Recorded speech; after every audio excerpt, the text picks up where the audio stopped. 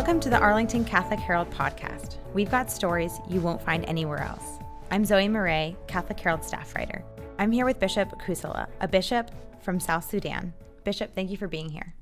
Thank you. It's a pleasure. Well, first, can you tell us a little bit about yourself, your upbringing, and your journey to the priesthood? Wow. It's a long way off. I am Bishop Eduardo Kussala. Eduardo is an Italian name, not really Spanish, because the first bishop of my diocese was called Eduardo. Okay. He was an Italian, and I don't know why my father liked the name. He chose the name, and I always say it is the one that brought me this trouble that I ended up becoming a bishop. I'm the last born in my family, and I chose to go to the seminary. I think I was touched by the lives of the priest in my parish, and then slowly I discerned my vocation and felt that really that is where I'm needed, and this is what I can do. And although initially my parents, especially my dad, and because my elder sister is a nun, and so my father was not happy because he said, well, you all go there, but we also need children in the house. I said, well, I think the others can do it, but I want to follow my elder sister. So we are two who are in the church, and she's a missionary, and I'm a diocesan. I became a priest in 1994, and then I worked as a priest in a refugees camp, taking care of refugees and seminarians. In 2001, my bishop sent me to Rome for studies, where I graduated in bioethics, and came back, and I was teaching in the seminary only for the second year I was elected to replace my predecessor, bishop, and now I am 10 years as a bishop, and at the moment I also serve as a president of the Bishops' Conference in my country. We have two countries, Sudan and South Sudan, and one conference only, for which I am the president of that conference. My passion and my work is definitely, I like to, my grandmom brought me in what they call everyday holiness. You know, you try to do something every day good. And she used to say, every day, please do something good that can make people smile and yourself. And if people smile, then God is smiling. So please make sure every day you do something good. And so somehow it has influenced me also in my life as a priest. I try. It's not easy, but try to see if I can do something good. This is who I am, and I'm very much involved in peace work. Yeah, so can you, for people who may not know, South Sudan is a new country, but shortly after it became a country, a civil war broke out, and thousands have died, millions have been displaced. Can you explain a little bit about the political situation right now?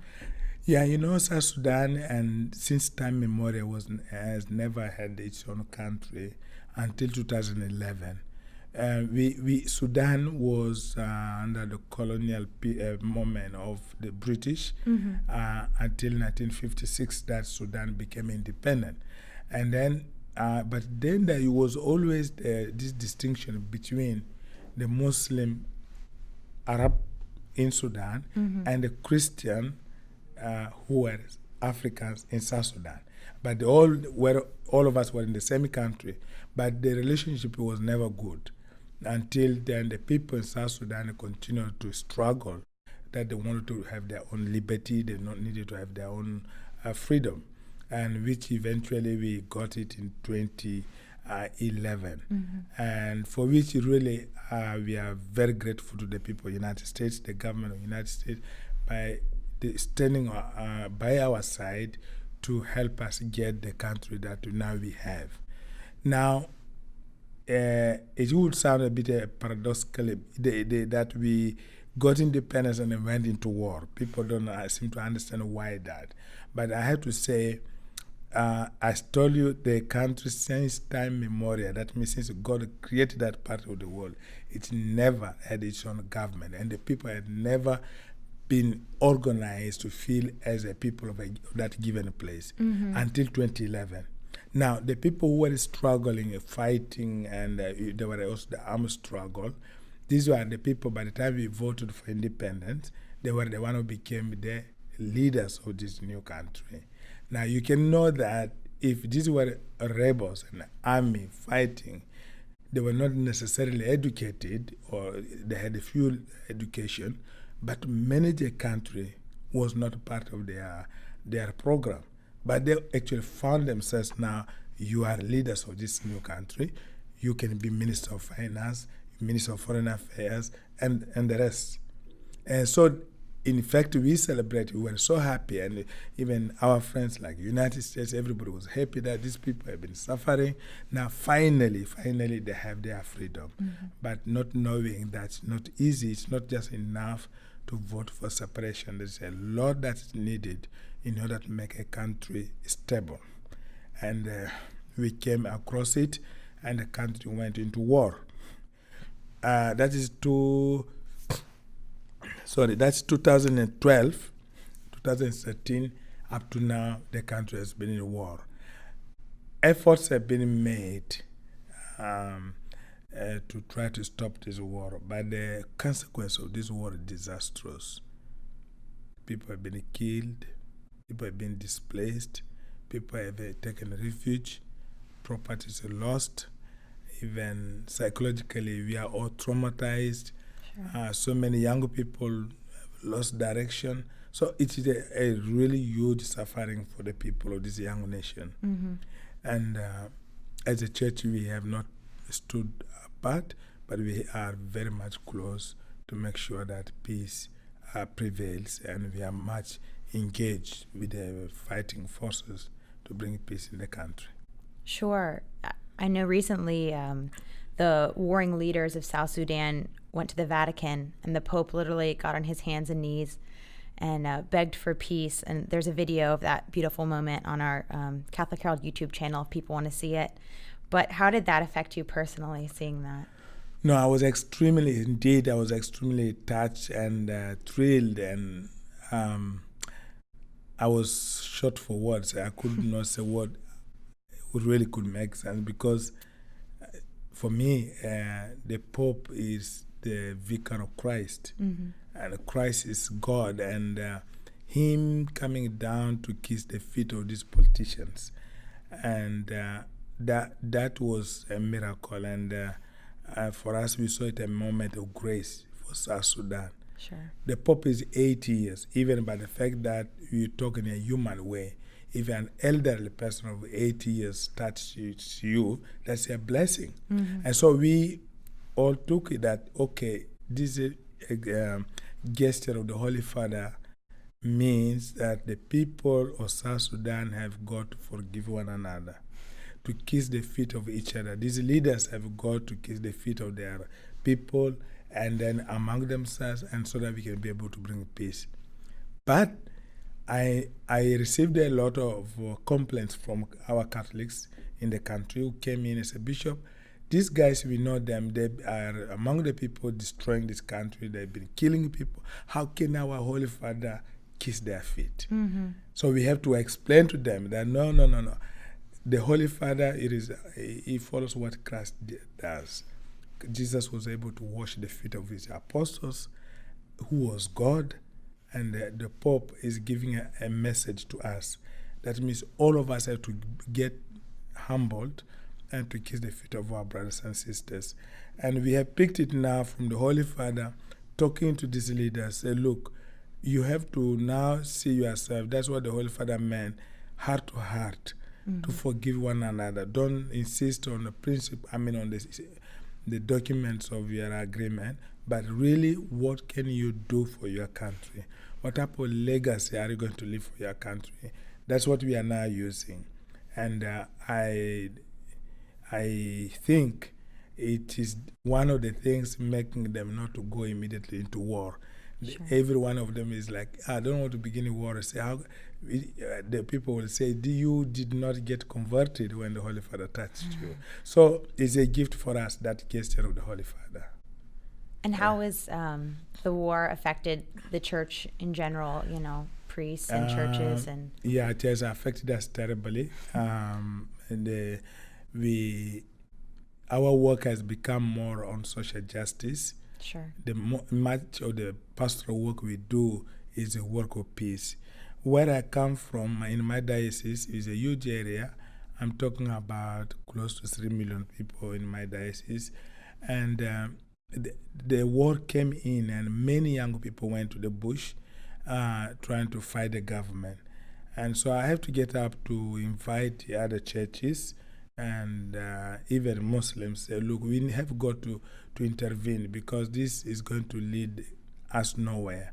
And we asked the government to give us the permission, and we did it. And we were able to move to the forest, to the bush, to talk with these young men. They were highly armed. And I remember more than 3 times I was made to sit down at the gunpoint. But I believed that was necessary to do it for the sake of peace in the area. Sure. But at the end of the day, we managed to convince those young people to come out of the bush. Nearly over 10,000 of them came out of the bush with their guns and surrendered. Got integrated in the government structure.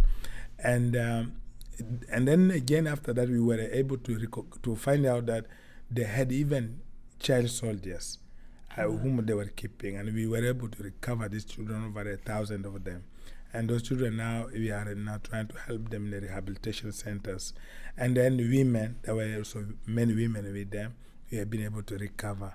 Now, this is a success story because we all did that as a church together, using our faith, and with the support from one of the organizations here, which is Sudan Relief Fund.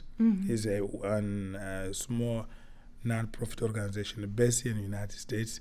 They've been very close to me, and they were able to help me to see how to organize this. And we have managed to bring out so many of these young people out of the bush. And the place has become a little bit stable and has become peaceful. So it shows how the church is involved, and people respect the church. In fact, the church is like, the giver of hope to the people. And we are always like consulted, attached to. And when people are trying to go offhand, and if we appeal to them, they're able to listen, they're able to accept what we ask them to do. So, but the presence of war has brought a lot of cost. I have a lot of displaced people on my compound in the parishes. People ran away from war, and some of the refugees came. Some of my priests live in more far place, difficult place. They can't even reach me quickly, and means of transport is not there. Sometimes they live in a very difficult situation, really. But because they want to be with the people, they stay in those bushes to give courage, to give hope to the people. And the formation of seminarians also have been affected, because you move your students from one place to the next, and there's war, it's also affecting them, and our faithful are not stable. So this has affected our growth, and that's why we have taken the work of peace to be very, very central to our ministry. Sure. Yeah.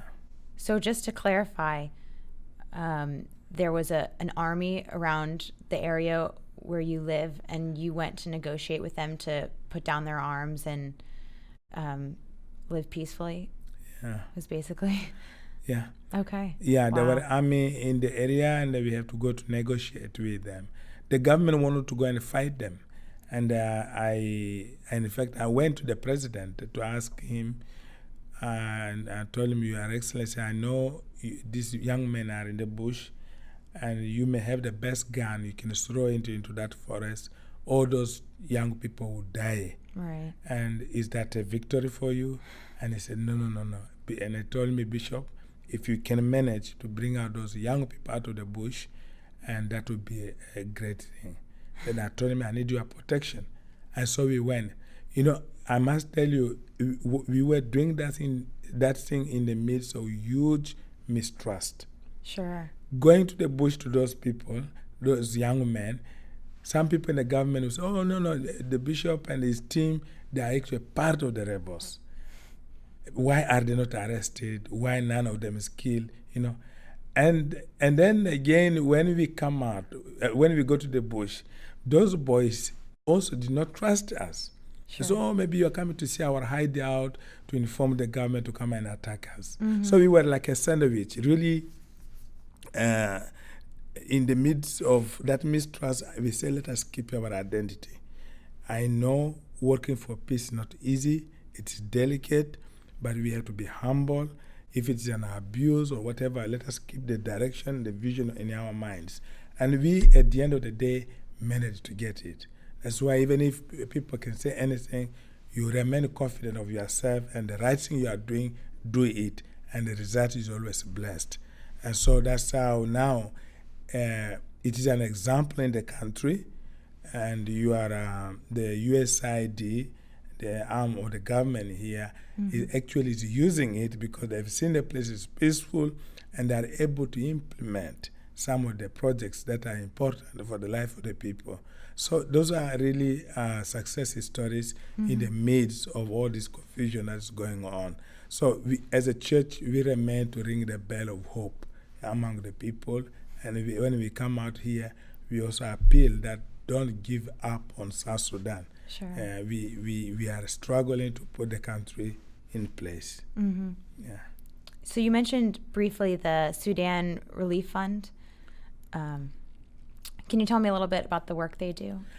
Yeah, Sudan Relief Fund is actually like a round non-profit organization. Around in the sense that they don't only remain on one aspect. Sure. They respond to the needs, and they use the word relief to mean even health, to mean education, to mean women and children rehabilitation, humanitarian, and also agriculture and so on. So they've been able to help me, principally, not only me, in the whole country, they touch the life of so many people, in the area of peace, the peace-building activities that I've just spoken to you about. That this was the organization behind us. And they also helped me to build some schools. And there's one secondary school we have just built, which we built, and a year ago, it produced big number of, it produced the best students in the country and in national examination. And these children, these young people, 4 of them, and when they did very well, some good Samaritans, some good people picked them, and I'm told they are here in the United States. Oh, wow. Studying. And this is one of the success these people have done. And also, they've been able to support us with our women program. In our society, an educated woman is the mother of the nation. She does a lot. So focusing on women is a way of solving the problem in the country. Together, we are also providing health program because the government, as I speak, is not able to deliver services.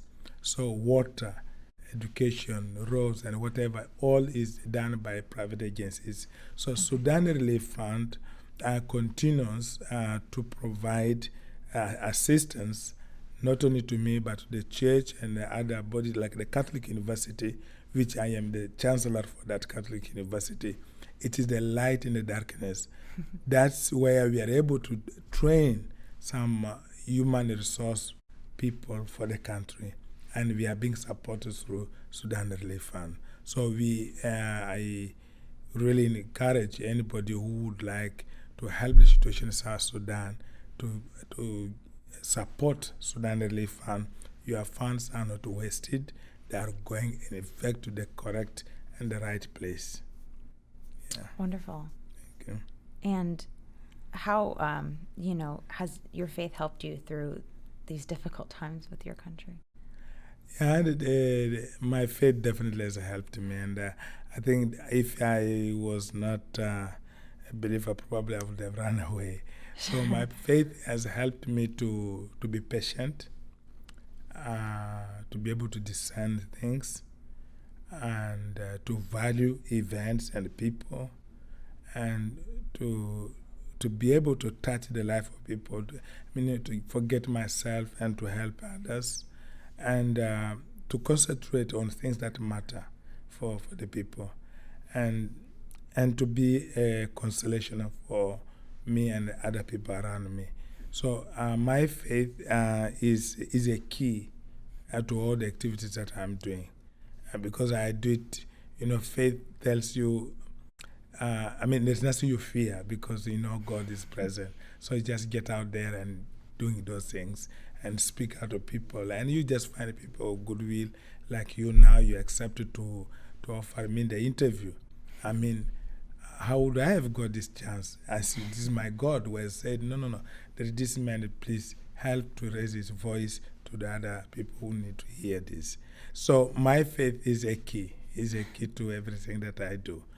And so I would encourage everybody, those who listen, please hold on to your faith. It's the key to your success and the success of the people around you. And if people in our diocese want to learn more about what's going on in South Sudan or how they can help, what would you suggest? Yeah, I would like to suggest that the needs that we have is enormous, and we would do like education. By the way, 90 or 95% of the people in my area do not know how to read and write. Education is, you are dealing with the huge number. We are about 12 million people or so in the country. And it is, if 95% are not to learn, then it is very hard. So we would love to ask if people can support us in the areas of education and passing skills, support our women, health program, peace program, young people's program, psychosocial support like trauma and healing program. That would be great. And then the seminarians, I have many students who want to be priests, but I have no way to pay them to school. Sure. And that is, the presence of the church in the community is very important. But my seminary, a place where they can sleep or where they can stay is in a mess. But we just managed to say, look, let us use this in order to help ourselves. And we need the support here. And I want to ask you also, much more than this, to pray for us. Pray for us that we may always hold God firmly in our life in order to respond to the things that are affecting us. And then I want to invite you, this beautiful diocese of Arlington, come to South Sudan. Come and visit us. Seeing is believing, you may hear, and the media might tell you it is risky, don't come, it is the lions, the snakes. No. You would have finished if those lions were there. They will eat us all. So please come and see us, and you will be happier, especially to the young people. Come and explore, and then you see the difference in the world. You live here in the United States, and you come and see your brothers and sisters living that particular life. At least you will be able to pray for us. And it will also inform you how to value this country here. You will not joke with anything here in the United States. You will have to do it well with a lot of attention and love, because there are other brothers and sisters of yours in somewhere who do not have that opportunity. So why should I play down anything that's genuine for this place?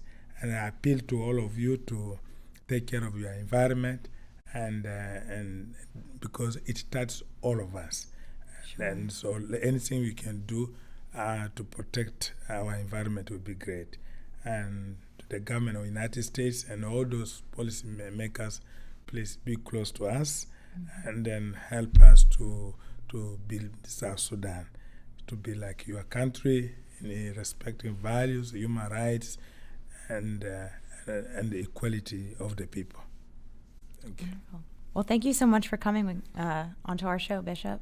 Thank you very much. It's a pleasure, and God bless you. Be sure I pray for you and the young children of this great diocese. you have your brothers and sisters in my country, please remember, they write on the ground with their fingers. They have no copybooks and pens. And I know you can throw some away. Please think about your colleagues and pray for them. And they pray for you. So I will ask them to pray for you.